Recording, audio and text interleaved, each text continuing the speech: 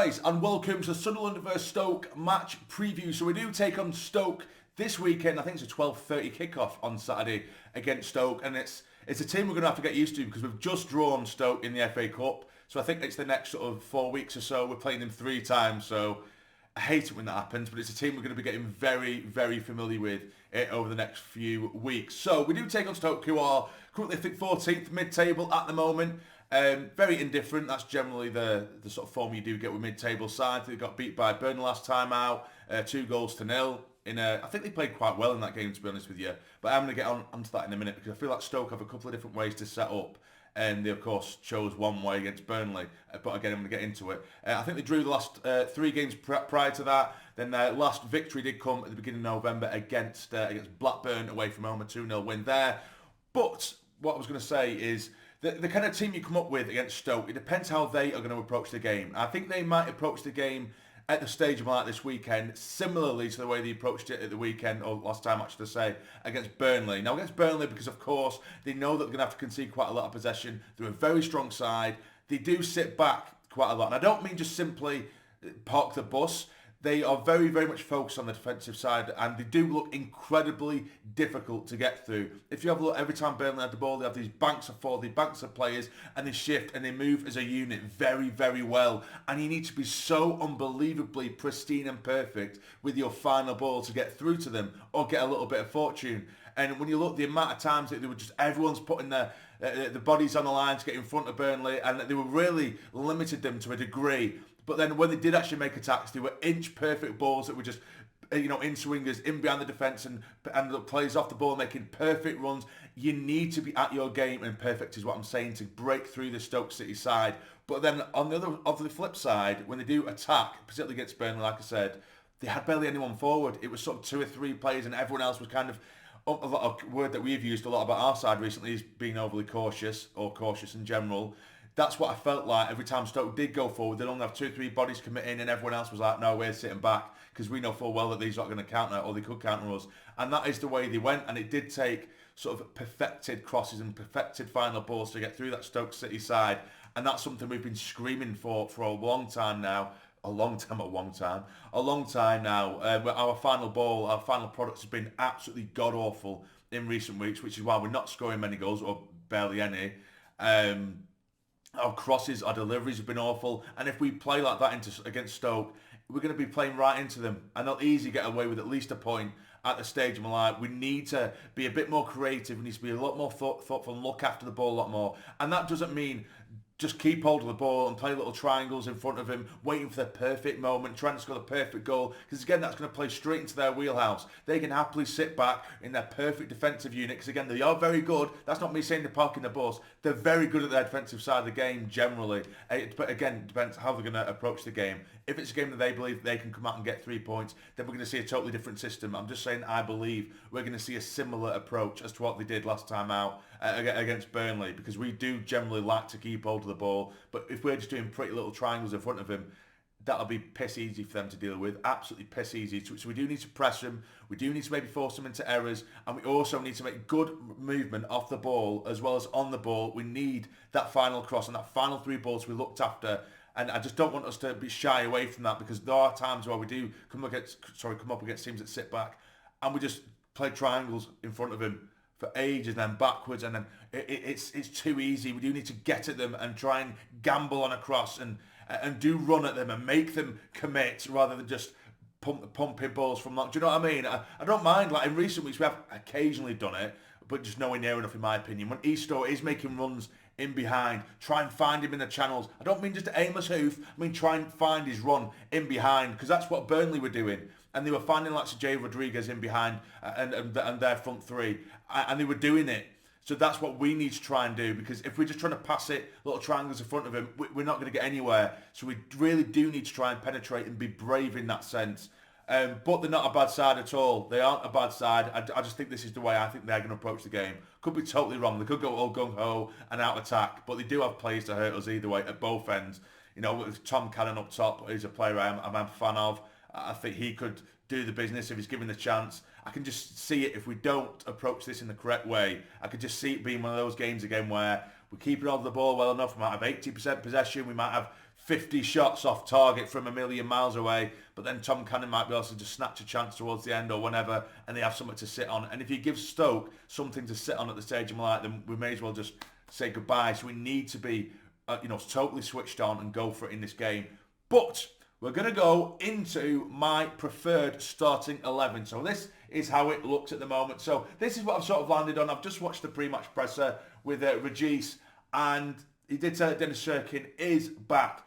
Now, I know he's recovering from, I think he broke his wrist or was a fracture in his wrist or whatever it was. Of course, he had to have an operation.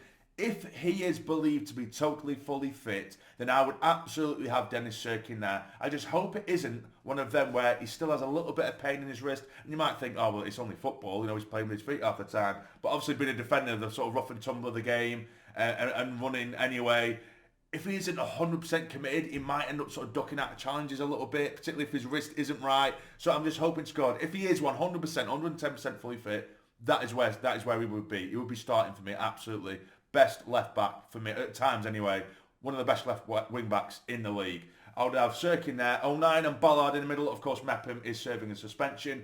Hume at right back. Now, of course, if Cirkin isn't 100%, quite 100%, I would have Alessi there, although he had a bit of a shaky game last time out, but prior to that, he was fantastic. So it's one of them. I don't know whether he wants to continue with 09 out wide, and then he puts Alessi in the middle. I don't know, but we'll see. That's probably what I would go with. That's the most comfortable I would be. Dan Neil in there is the holding role. There isn't really anyone else to replace him, even if we wanted to. Bellingham and Rigg going forward, or Job and Rigg, should I say.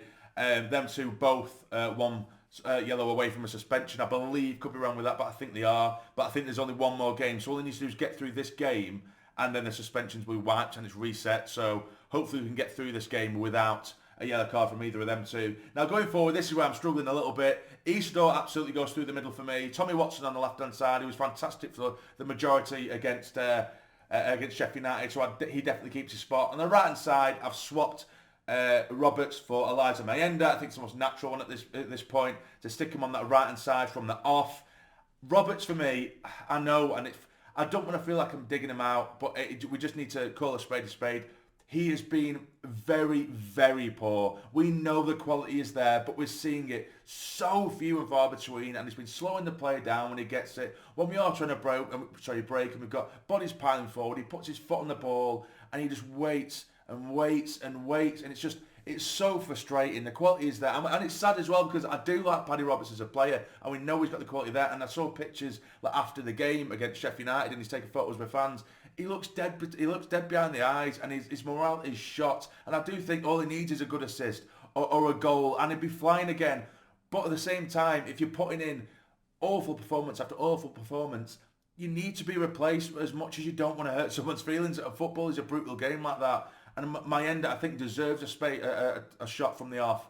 Start him there, and then maybe bring Paddy on for the last 20 minutes and give him that sort of oomph and that kick up the arse. Like, right, come on now, let's do this, Paddy. Come on for the last 20 minutes and try and make a mark from there. But that is probably the 11 that I would go with. I mean, there's probably other ways we could go around it. Maybe have a sort of three at the back with O'Neill, Ballard and Alessi, and have Cirkin and Troy Hume as the sort of wing backs, sort of making our width there, then having a two in the middle, and then we could maybe somehow squeeze a two up. So I don't know. There's a lot of systems I've played around with, but I think that would probably be the safest. And if we want to control the game, that would probably be best.